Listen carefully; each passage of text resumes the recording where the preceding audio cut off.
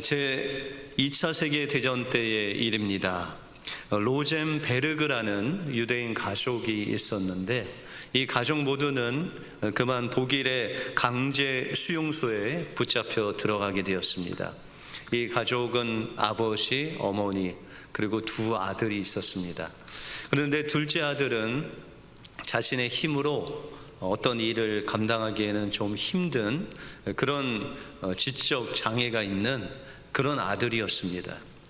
그런데 이 수용소 안에는 독일 군들이 남녀노소를 불문하고 일을 못하거나 약해지거나 병들거나, 그래서 그들이 일을 하는데 별로 도움이 안 된다 생각하는 모든 사람들은 다 가스실로 데리고 가서 그곳에서 죽게 했습니다. 매일 새벽만 되면 이 아버지와 어머니는 그 두 아들을 위해서 기도하고 또 일터로 뿔뿔이 흩어졌다가 저녁에 돌아오면 가장 먼저 챙기는 것이 그 둘째 아들, 자기 혼자 힘으로 일하지 못하는 그 둘째 아들을 왔나 안 왔나, 이것이 가장 걱정이 됐습니다. 그런데 어느 날 아버지가 지친 몸으로 이제 같이 모여 있는 그곳으로 돌아왔는데 큰아들이 저 구석에서 무릎을 꿇고 울고 있는 거예요. 그래서 아버지가 철렁 마음이 무너졌는데 그 큰아들에게 물었습니다. 동생 어디 있냐고. 동생이 일을 마치고 왔냐라고 물어봤더니 그 큰아들이 울면서 말하기를, 아빠, 동생이 일을 못한다고 저 독일 군들이 가스실로 그 둘째 동생을 데리고 왔습니다. 그렇게 이야기를 하는 것이었습니다. 그 아버지가 정말 간신히 숨을 고르면서 그 큰 아들에게 다시 한번 물어봤습니다. 그러면 내 어머니는 어떻게 됐냐? 어머니가 일을 끝나고 이곳에 왔냐, 오지 않으셨냐라고 물었습니다. 그랬더니 그 큰아들이 떠듬떠듬 이야기를 하는 것입니다. 독일군이 그 동생을 잡으러 왔는데 동생이 어머니 치맛자락에 붙잡아서 어머니를 놓아주지를 않았대요. 그러자 엄마는 그 동생을 꼭 끼어 안고 말하기를, 그래 아들아, 엄마와 함께 가자. 엄마는 동생에게 함께 가자라고 하고 엄마는 끝까지 너와 함께 있을 거야, 그렇게 안심을 시키면서 그 둘째 아들과 함께 그 어머니가 가스실로 잡혀 들어갔다라는 것을 그 아버지가 듣고 통곡했다는 그런 이야기입니다. 여러분들, 어머니의 사랑이 얼마나 위대합니까? 그죠? 아버지 사랑, 그 부모의 사랑이 이렇게 자기를 내어주는 그 자식의 어떤 일이라면 목숨까지도 내어주는 그 사랑이 바로 부모의 사랑이다라는 것이죠. 그런데 이 부모 사랑보다 더 위대한 사랑이 있는데 그것이 바로 예수님의 사랑입니다.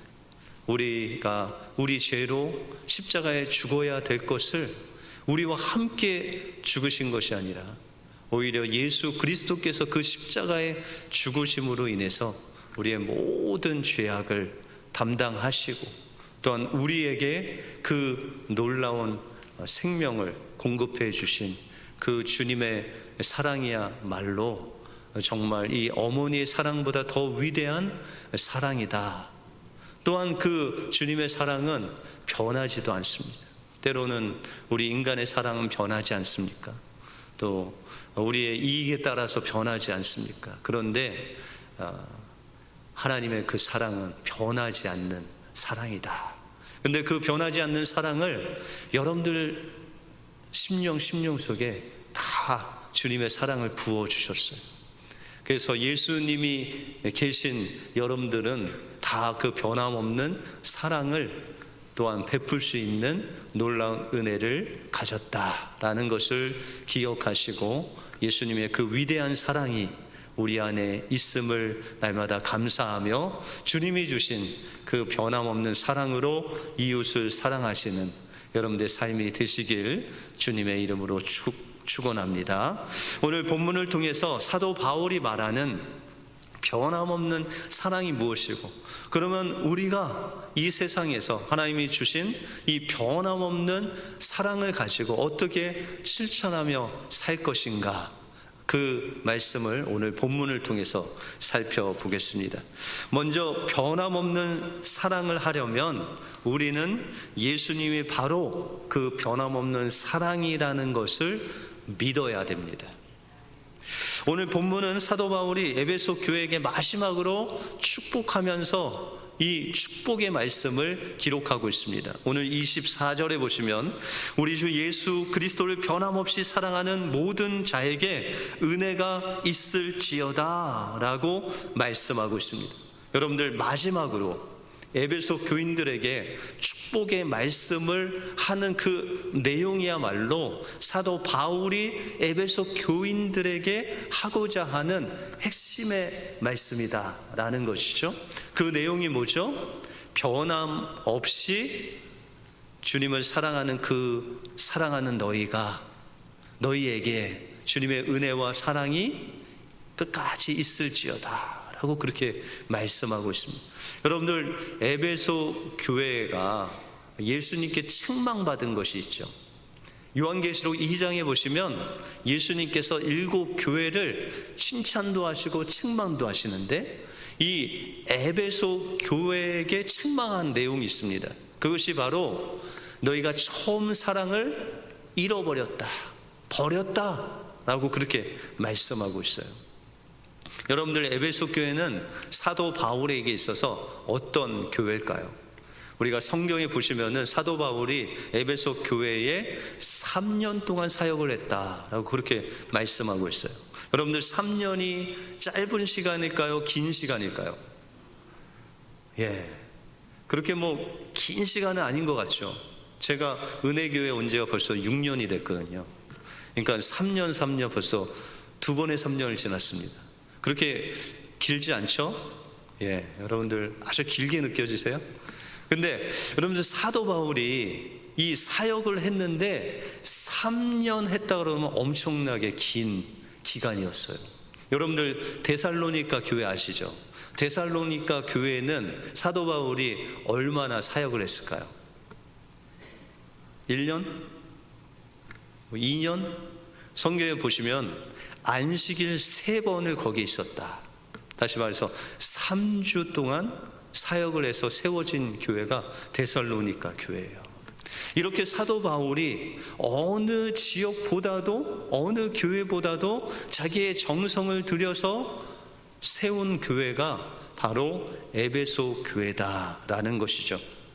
그래서 우리가 성경에 보면 에베소 교회는요, 아주 말씀에 능통한 교회였어요. 여러분들 같이 성경 퀴즈 대회 하면 아주 잘 맞추는, 또 성경에 대해서 아주 해박한 그런 교회였다라는 것이죠. 그런데 문제가 생겼어요. 어떤 문제냐? 성경을 너무 많이 아는데 그 속에 정말 그 말씀대로 살아야 할 이 사랑이 빠져버렸어요. 그러면 어떤 사람이 될까요? 여러분들, 예수님 당시에 종교 지도자들이 있었죠. 바리새인들이 율법을 정말 잘 지켰어요. 그래서 형식적으로는 그 바리새인들을 존경해야 돼요. 그런데 그 내용면으로는 하나님을 사랑하는 그 사랑에 쏙 빠졌어요. 그러면 사람이 어떻게 될까요? 바리새인들은 매 주마다 일주일에 2번씩 금식했어요. 구제도 했어요. 길거리에 나가서 기도도 했어요. 또한 11조도 했어요.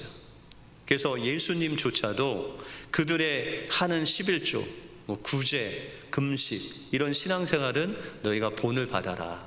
그러나 그들이 마음에 품고 있는 하나님을 향한 그 마음은 본받지 말아라. 다시 말해서 그들에게는 하나님 없이 자신의 힘으로 율법을 지키려고 하고, 그러다 보니까 자기만 의로운 사람이, 다른 사람은 다 그 율법의 잣대로 보니까 별로 하나님 말씀대로 살지 않는 그런 사람들의 모습이 바로 이 에베소 교인들의 모습 속에서 나타난 거예요. 그래서 이 에베소 교회에 거짓 선지자들, 거짓 교사들, 거짓 이런 사람들이 와서 무슨 율법을 지켜야 구원을 받는다, 할례를 받아야 구원을 받는다, 이런 이야기를 하니까 그거는 말씀에 비춰볼 때 아니다라고 해서 그 거짓 선지자들 다 내쫓고 분별했어요. 그런데 그 일을 하다 보니까 하나님 말씀으로 다른 사람들을 판단하게 됐어요. 저 사람은 혹시나 니골라당이 아닐까, 정말 거짓 선지자가 아닐까, 그렇게 자꾸 의심스러운 눈으로 판단하다 보니까 저 사람은 하나님 말씀도 잘 몰라, 11조도 안 해, 하나님 말씀이 좀 이상해, 이런 눈으로 보다 보니까 정작 주님의 그 사랑, 예수님이 함께 하셔야 되는데 주님의 사랑을 잃어버린 교회가 되었다라는 것입니다. 그래서 이 사도 바울의 에베소 교인들에게 에베소서를 통해서 너희가 어떻게 구원받았냐, 너희가 어떻게 하나님의 선물인 구원을 받았느냐, 그리고 너희는 어떤 자녀로 어떤 빛 가운데 머물러야 되냐라고 하면서 너희가 주 안에 거하라 라고, 전신갑주를 입어라 라고 하면서 에베소서를 쭉 씁니다.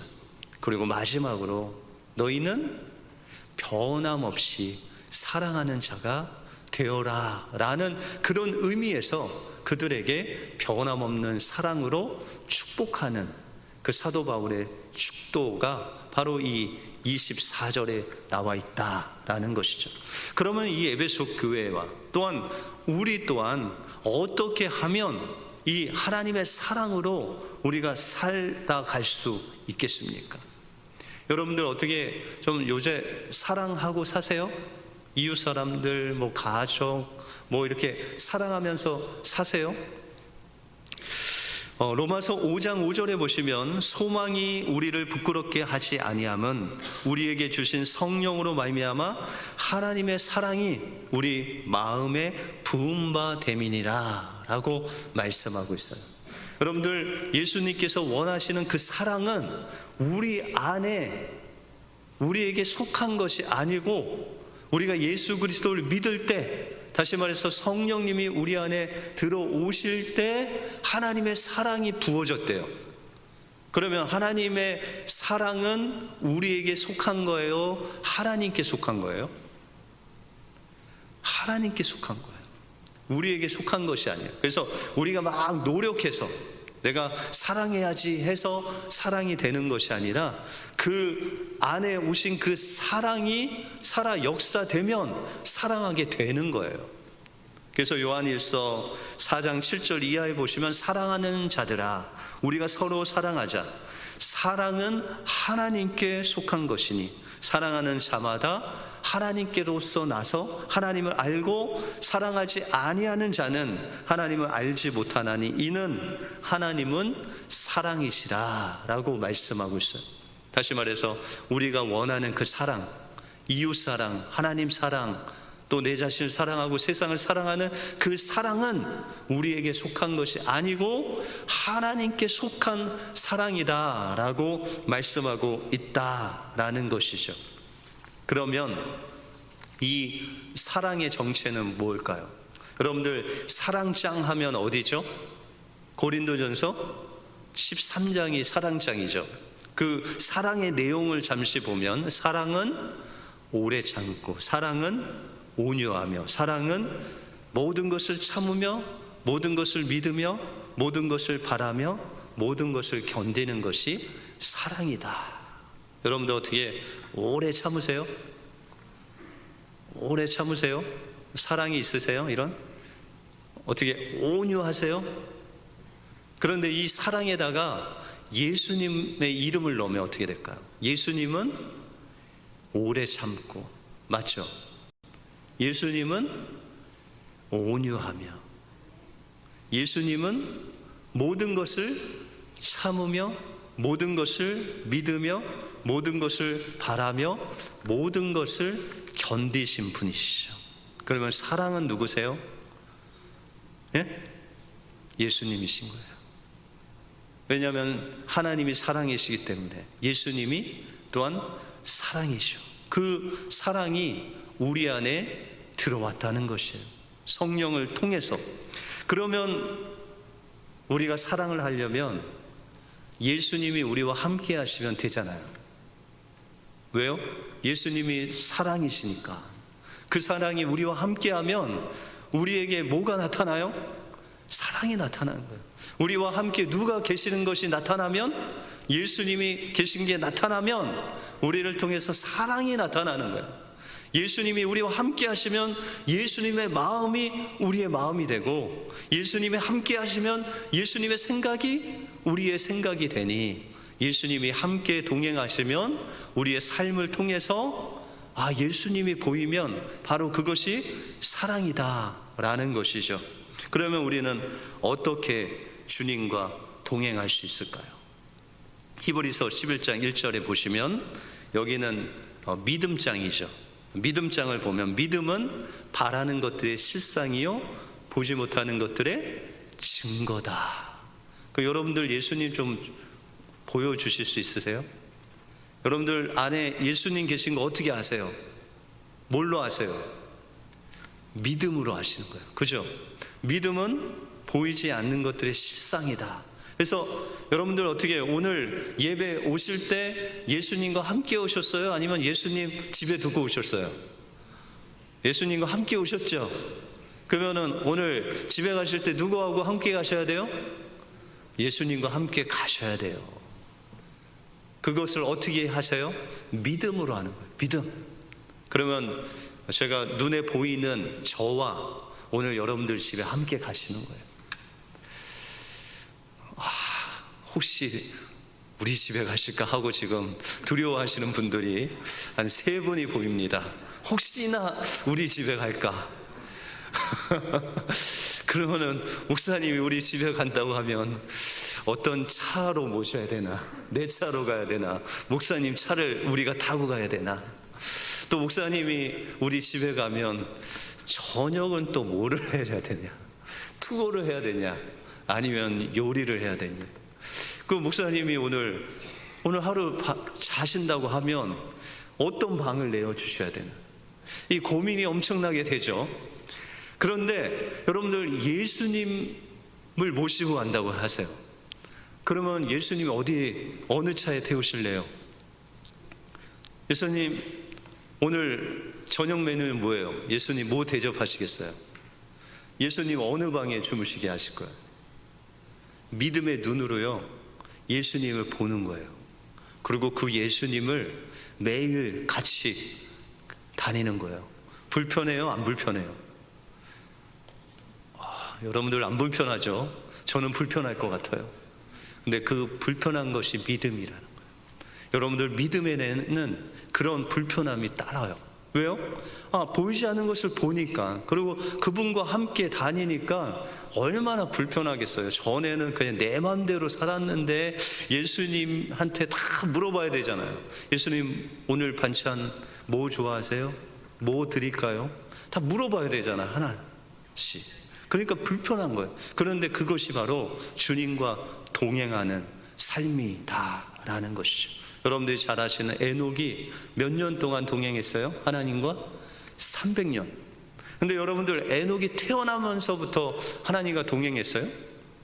몇 살부터 동행했어요? 65세. 우리 소망이 있습니다. 65세 이하.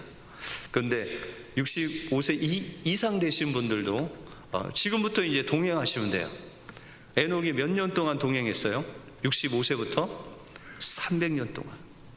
그런데 여러분들 제가 한 몇 번에 걸쳐서 이 에녹에 대해서 설교를 했는데 65세 때 아들을 낳았어요. 무드셀라라는 아들을 낳았어요. 근데 이 아들을 낳을 때 하나님께서 에녹에게 말씀을 해주셨어요. 야, 너의 인생도 끝이 있다. 이 세상이 망할 것이다. 심판이 있다. 그 다음부터 이 에녹이 하나님과 동행한 거예요. 무엇으로? 어떻게? 믿음으로. 어디 밭에 갈 때도 하나님 가시죠. 밭에 일할 때도 하나님 저하고 같이 일하시죠. 하나님, 오늘 뭐 드시고 싶으세요? 300년 동안 삶에 있어서 그냥 하나님과 그냥 산속에 가서 둘이 산 게 아니라, 그냥 고요한 곳에서 그 골방에서 주님과 함께 산 것이 아니라 동일하게 살았는데 믿음으로 주님과 다닌 거예요. 믿음의 눈으로 주님 보고, 믿음의 눈으로 주님께 묻고, 믿음의 눈으로 주님께 여쭙고, 주님께서 무엇을 기뻐하시는지 물으면서 내가 하나님을 사랑함으로 그 일을 한 거예요. 여러분들이 가정 일을 하세요? 주님을 사랑함으로 한번 해보세요. 여러분들 직장 일을 하세요? 내가 주님을 사랑함으로 이 일을 한다라는 믿음으로 해보세요. 그러면 그곳에 누가 계세요? 주님이 함께 계십니다. 날마다 우리가 어디를 가든지 주님을 집중하고 주님께 묻고 주님께서 기뻐하실까라는 주님의 마음을 헤아리면서 살아보세요. 그러면 그곳에 주님이 함께 하시는 거예요. 그러면 그곳에 함께 하시면 여러분들 삶 속에서 뭐가 나타나요? 주님의 사랑이 나타나게 된다라는 것이죠. 한국에서 큰 교회를 섬기는 어떤 집사님이 그 교회에서 그런 프로젝트를 하나 했대요. 그러니까 미자립 교회. 요새 한국의 농촌에 교회는 있는데 사람들이 별로 없어요. 그래서 이제 집사님들한테, 권사님들한테, 장로님들한테 한 1년 동안 미자립 교회 가서 한번 섬기고 오십시오 라는 그런 프로젝트를 했대요. 그랬더니 어떤 집사님이 목사님, 그러면 제가 저기 제가 아는 그 시골에 있는 그 교회, 미자립 교회에 가서 1년 동안 봉사를 하고 오겠습니다. 그렇게 이야기를 하고 미자립 교회로 갔대요. 그런데 그곳에 갔더니 어른들은 거의 정말 없고 아이들만 교회에 나와 있더래요.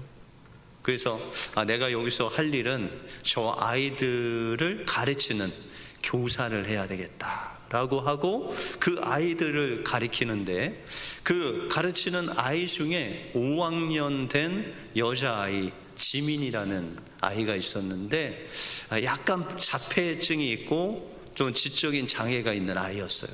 그래서 아이들은 그 없는 아이 중에 그 지민이를 좀 왕따를 시키고 늘 슬픈 표정으로 앉아있는 그 지민이를 보게 되었습니다. 그런데 주님께서 그 지민이라는 아이를 그 마음속에 품게 했어요.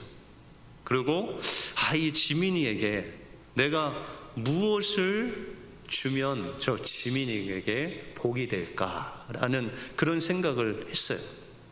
그런데 그 집사님이 마음속에 저 지민이에게 내가 복음을 전해야 되겠다. 저 아이에게 내가 줄 수 있는 것 복음밖에 없다라고 생각했는데, 집사님 생각에 그 우리 지민이에게 복음을 전하면 저 지민이가 내 말을 알아들을까라는 그런 의심이 마음속에 생기더래요. 그럼에도 불구하고 하나님께서 용기를 주셔서 그 지민이에게 하나님의 복음을 전했어요. 지민아, 네가 너의 죄를 예수님께 다 회개하고 아뢰면 예수님께서 너의 죄를 싹 없애주시고 예수님께서 너의 마음속에 들어오신단다 라는 그 복음의 내용, 간단한 내용을 그 지민이에게 전했습니다. 그런데 그 다음 주에 이 지민이가 오더니 자기가 자기의 죄를 하나님 앞에 회개를 했다는 거예요. 근데 하나님이 화가 안 풀렸대요. 그래서 하나님이 자기를 용서하지 않은 것 같대요. 그리고 속상해서 온 거예요. 그런데 이 집사님이 그 지민이를 보니까 이 지민이가 분명하게 그 복음을 받아들인 거죠. 그리고 주님께 회개 기도까지 한 거예요. 너무 기뻤어요. 그런데 지민이는 이 화가 안 풀리신 하나님 때문에 속상해서 일주일 동안 울고 왔대요. 그런데 그 집사님이 그 지민이가 너무 사랑스러워서, 지민아, 예수님께서는 네가 죄를 회개하고 용서를 구하면 반드시 예수님께서 너의 죄를 용서해 주실 것이다. 그 일을 위해서 예수님께서 십자가에서 죽으신 거야. 그러니까 용기를 잃지 않고 이번 주에 가서 예수님께 다시 그 죄를 고백하고 십자가의 그 보혈로 용서해 달라고 해라 라고 그렇게 격려를 했답니다.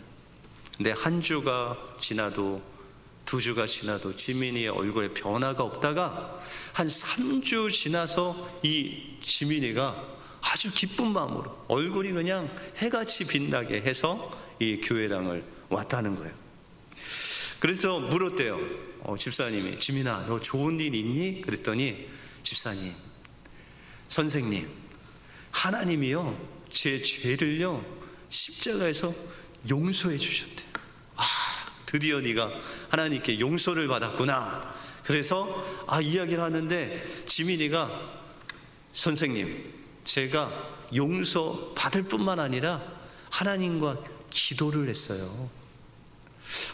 무슨 기도를 했냐? 라고 물어봤더니 이 지민이가 매일매일 꿈을 꾸는데 엄청난 무서운 꿈을 꿨대요. 그래서 잠자기가 두려울 정도로 그런 무서운 꿈을 꿔서 하나님께 기도를 했대요. 하나님, 제가 매일 너무 무서운 꿈을 꾸는데 하나님, 제가 무서운 꿈 꾸지 않게 해주세요. 그리고 제가 놀이동산에 놀러가고 맛있는 맛난 것을 먹고 아이들과 아주 즐겁게 노는 그런 재미있는 즐거운 꿈을 꾸게 해달라고 그렇게 기도를 했대요. 그랬더니 하나님께서 이 누워있는 지민이에게 말씀하시기를, 지민아, 네 입을 좀 벌려라 라고 그렇게 말씀하셨대요. 아니, 하나님 왜 입을 벌려야 되냐고 그렇게 물었더니 내가 너에게 좋은 것을 주겠다 라고 그렇게 하시더니 하나님의 빛을 그 입에 넣으셨대요. 그리고 삼켜라 라고 그렇게 말씀하셨대요. 그래서 이 지민이가 하나님 말씀하시니까 그 빛을 꿀꺽 삼켰대요. 그리고 그날에 잠을 잤는데 두려움이 없어지고 아이들하고 신나게 놀이터에서 노는 그런 꿈을 꿨다는 거예요.